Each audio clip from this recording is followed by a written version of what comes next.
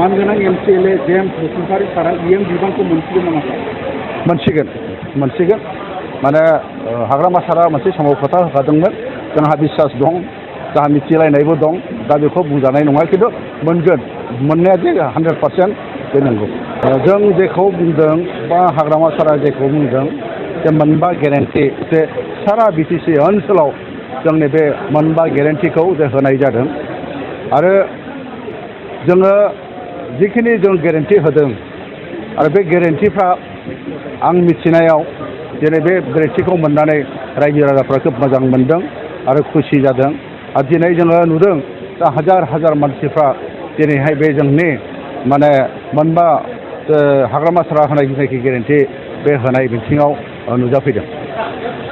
बेफोर गेरेन्टिफोरखौ सारमोना माने मोनसे पार्टि बा बिटिआर पार्टिनोल' होदों नामा?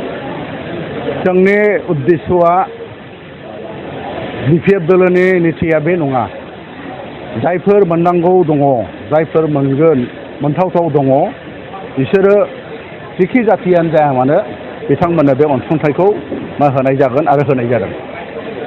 मानगोनां एमसिएलए जेम्स बसुमतारी सारा इएम बिबानखौ मोनसिगोन नामा सार?